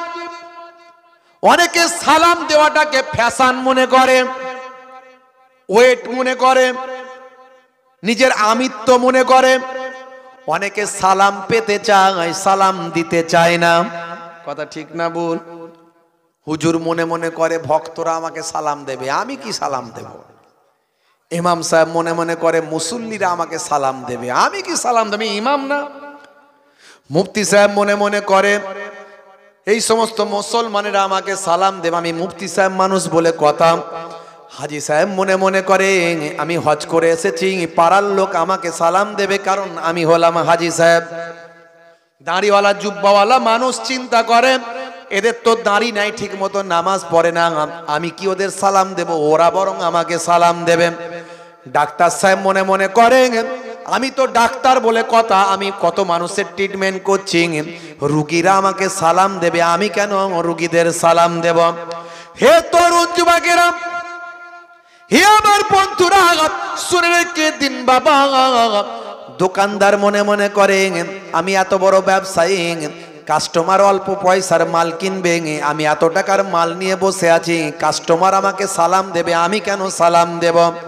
হযরতে আলী মুর্তজা কারামাল্লাহু ওয়াজহু বলেন, আমি সব সময় চেষ্টা করতাম আমার আগে না কেউ সালাম দিতে পারে, কারণ আমি স্বপ্নের মধ্যে দেখেছি, খ্বাবের মধ্যে দেখেছি জান্নাতের ভিতরে একটা বালাখানা আমার আল্লাহ তৈরি করেছেন, যে বান্দা আগে সালাম দেবে তার জন্য রেখে দেওয়া হয়েছে।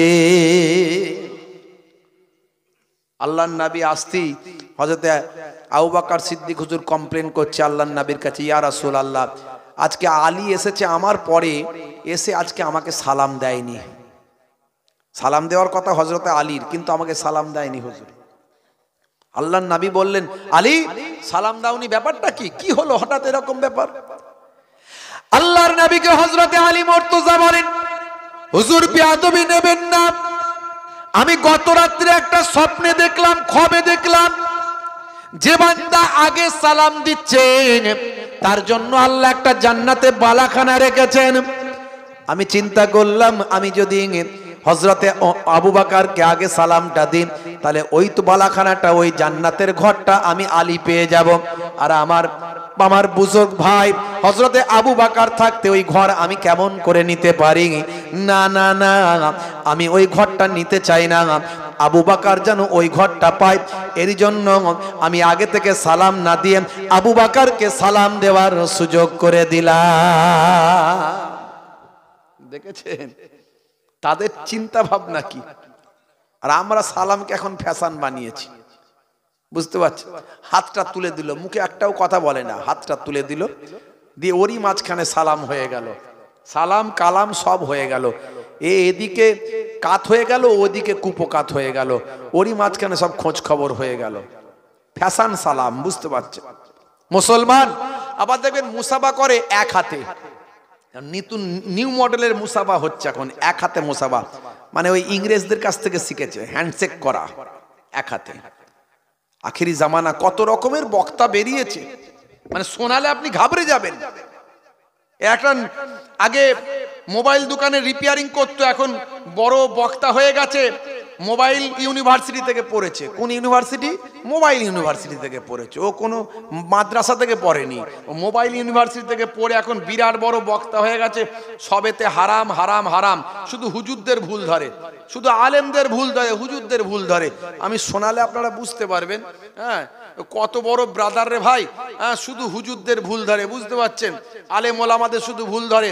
আর একটা আপনি 2-4 লাইন 10 লাইন ন্যাড়া আরবি, হ্যাঁ, যদি পড়তে দেয়া হয়, এমনি আরবি দেখে দেখেই পড়তে পারে বলে আমার বিশ্বাস হয় না, বুঝতে পারছেন। ব্যাখ্যা মানে সব ভুল। আর তারা বিরাট বড় বড় পণ্ডিত, বড় বড় আলেম, যোগ্য যোগ্য আলেমদের ভুল ধরে।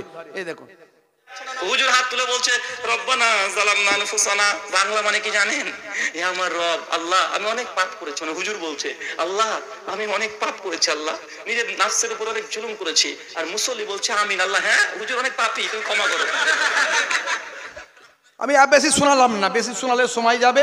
এইরকম ভাবে কয়েকটা কোরআন মাজিদের আয়াত আমাদের ইমাম সাহেবরা হুজুররা দোয়া চাই, রব্বানা জালামনা আনফুসানা, হ্যাঁ, রব্বানা জালামনা আনফুসানা বলছে। কি বলছে? বলছে হুজুর বলছে এ আল্লাহ আমি অনেক পাপ করেছি, আমাকে ক্ষমা করে দাও। মুসল্লিরা বলছে হ্যাঁ হুজুর, হুজুর অনেক পাপ করেছে, আল্লাহ আমিন, হুজুর আল্লাহ পাপ করেছে। তার মানে হুজুর পাপ করেছে, হুজুর দোয়া চাইছে। তোমাদের কি, তোমরা আমিন আমিন করছো কেন? হাত তুলে সবাই একসঙ্গে দোয়া চাওয়া চলবে না, এটা প্রমাণ করছে। এটা বলে ও যে আয়াতটা বললো, আয়াতের মানে করলো ভুল। এরপরে আরো লাইন আছে, আমাকে সব রাখা আছে, মাল সব রেখে দিয়েছি। এদের কিছু চালাচম্পট আছে, আবার তারা আবার অন্ধবিশ্বাস, ওরা আলেমদেরকে মানে না, এদেরকে মানে। রব্বানা এটা হলো বহু, নাটা হলো বহু বচন জামা, এখানে জামার সেগা ব্যবহার করা হয়েছে। না হু হুমা হুম, হা হুমা হুন্না, কাকুমা কুম, কে কুমা কুন্না, ইয়া না না, ইয়া মানে আমি, না মানে আমরা। এখানে বলছে হুজুর দোয়া চাইলো নিজের জন্য, তোমরা বললে আমিন আমিন। কিন্তু হুজুর নিজের জন্য শুধু দোয়া চাইনি, হুজুর বলেছে রব্বানা, হে আমাদের প্রভু, জালামনা আমরা জুলুম করেছি, আনফুসানা আমাদের নফসের উপরে। এখানে সবাইয়ের কথা বলেছে, তাই সবাই আমিন বলছে। এইভাবে মানুষকে ভুল ব্যাখ্যা করে, কোরআনের ভুল মানে করে মানুষকে ভুল বোঝানো হচ্ছে। আর একজন বক্তার বক্তব্য পেলাম, সে বলছে আবু বকর সিদ্দিক রাদিয়াল্লাহু তাআলা আনহু থেকে আমি বেশি কোরআন খতম করেছি, বেশি নামাজ পড়েছি। ভাইরা আমার, এই যদি শুনতে পাই, যদি পাই, আমি খুঁজে পাই আপনাদেরকে শোনাচ্ছি। মুসলমান আখিরি জামানা, ইমান বাঁচানো বড্ড দায়, কঠিন পরিস্থিতি। এখন পাচ্ছি না খুঁজে, পেলে আপনাকে শোনাতাম। মুসলমান তরুণ যুবকেরা আমার, মুরব্বিয়ানেরা আমার, ভাইরা আমার, আখিরি জামানা বলছে আবু বকর হুজুরের থেকে আমি বেশি হজ করেছি। তিনি কবার হজ করেছে? আমি যে কতবার হজ করেছি ভুলে গেছি। যে আবু বকর সিদ্দিক হুজুরের থেকে, আবু বকর থেকে, সেটা এত সুন্দর করে সম্মান দিয়ে কথা বলছে না, যে আবু বকরের থেকে। আল্লাহর নবী সাহাবীদের নাম নিলে সম্মান দিয়ে নাম নিতে হয়। আল্লাহর নবী বলেছেন আসহাবিকান নাজুম বিআইহিম ইক্তাদাইতুম ইহতাদাইতুম, আমার সাহাবীরা হলেন আকাশের নক্ষত্রের ন্যায়, যে কোনো সাহাবীকে অনুসরণ করবে, ইক্তেদা করবে, ইহতাদাইতুম তোমরা হেদায়েত প্রাপ্ত হয়ে যাবে।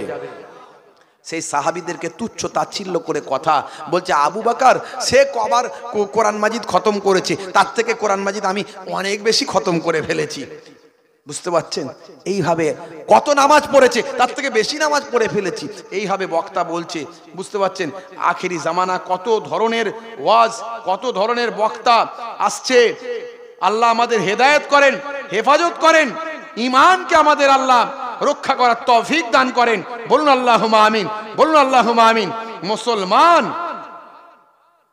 তরুণ যুবকেরা আমার, মুরব্বিয়ানেরা আমার, ভাইরা আমার, কিয়ামত যে সন্নিকটে তার প্রমাণ এগুলো।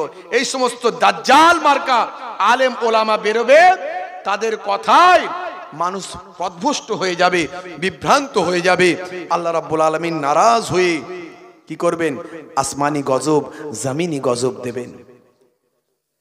হে তরুণ যুবকেরা, মক্কা শরীফ, মদিনা শরীফ এখন পানির তলায়। মসজিদের নববী শরীফে পানি ঢুকে গেছে।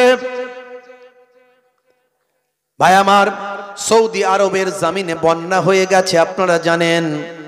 মুসলমান তরুণ যুবকেরা, এই মরুর দেশে বন্যা হওয়া এটা অস্বাভাবিক ব্যাপার। এরকম হয় না কখনো, এত পানি কখনো হয় না। এটা কিসের ইঙ্গিত? হে তরুণ যুবকেরা, কেউ কেউ আবার ইসলামের যারা শত্রু, অ্যান্টি ইসলামের মানুষ, তারা আবার বিরোধিতা করে বলছেন, কি বলছেন? যে মুসলমানদের কাবা, মুসলমানদের মদিনা, আর তাদের আল্লাহ রক্ষা করছে না, সেই জায়গাগুলো ডুবে ধ্বংস হয়ে গেল। মনে রাখবেন, কাবা ঘর কোনোদিন ধ্বংস হয় না, নবীর রওজা কোনোদিন ধ্বংস হবে না। জালেমরা যুগে যুগে অনেক সময় কাবা শরীফে পর্যন্ত আঘাত করেছেন, কিন্তু কোনোদিন ধ্বংস করতে পারেনি। নবীর রওজা মোবারকে, মসজিদে নববী শরীফে ঘোড়ার আস্তাবল করেছিল এজিদের দলেরা, কিন্তু মসজিদে নববী কোনোদিন ধ্বংস করতে পারেনি। কাবা শরীফ ভেঙে দেওয়া হয়েছিল, কিন্তু ভাই আমার ধ্বংস করতে পারেনি। আমার আল্লাহ, আমার আল্লাহ দয়ার নবীর রওজা মোবারক হেফাজত করবেন, বাইতুল্লাহর হেফাজত স্বয়ং আমার আল্লাহ নিজেই করবেন।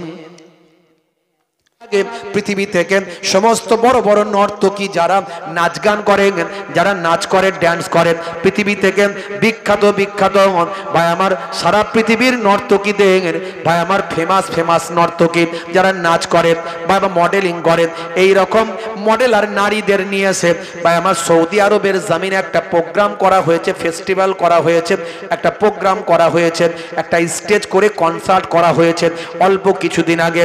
শুধু তাই নয়, সেই কনসার্টটা যখন করা হয়েছে, এই স্টেজটা যখন করা হয়েছে, সেই স্টেজটা কাবা শরীফের ছবি পেছনে লাগানো হয়েছে।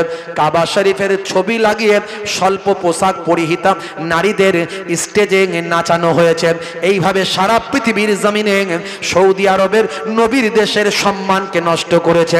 হে তরুণ যুবকেরা, হে আমার মুরব্বিয়ানেরা, হাদিস পাক থেকে প্রমাণ পাওয়া যায়, মানুষ যখন গুনার পথে ধাবিত হয়, মানুষ যখন অন্যায় অত্যাচারের মধ্যে লিপ্ত হয়, ইসলাম বিরুদ্ধ যখন কাজ করেন, আমার আল্লাহ তাদের উপর আসমানি মুসিবত, জমিনি মুসিবত, আসমানি বালা, জমিনি বালা, আসমানি গজব, জমিনি গজব আমার আল্লাহ তাদের উপর দিয়ে থাকে।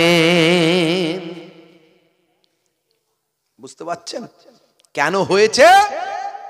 বন্ধুরা আমার, তরুণ যুবকেরা আমার, হে খিদিরপুর এলাকার মানুষ, আমার আল্লাহ আপনাকে, আমাকে, আমার আপনার নবীর ওসিলায় বাঁচিয়ে দিচ্ছেন।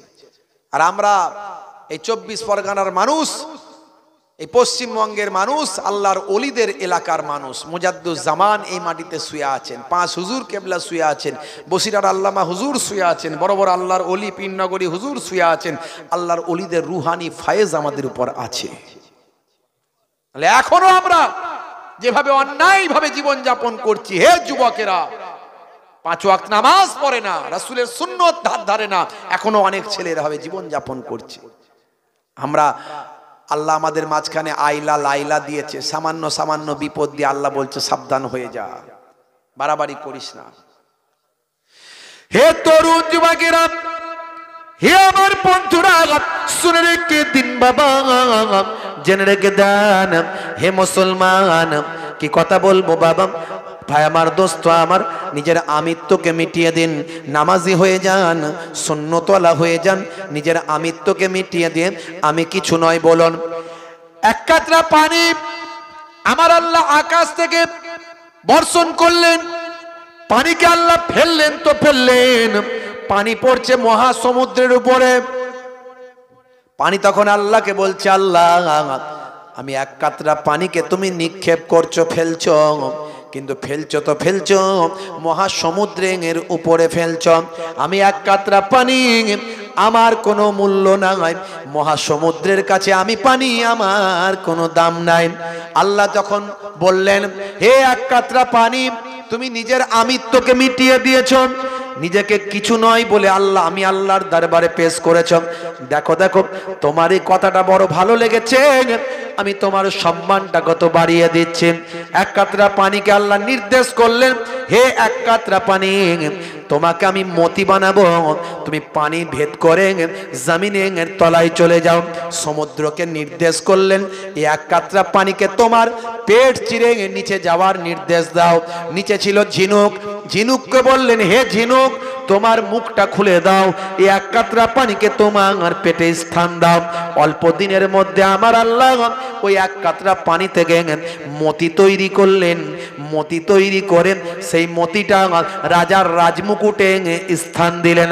সারা সমুদ্রের পানিকে যে সম্মান দিলেন না, এক কাতরা পানি নিজের আমৃত্যকে নষ্ট করেছিল, নিজের অহমিকাকে ধ্বংস করেছিল, আমার আল্লাহ এক কাতরা পানিকে সারা সমুদ্রের পানির সম্মানের থেকে বেশি দান করলেন, মতি বানিয়ে দিলেন, রাজার রাজমুকুটে স্থান পেল।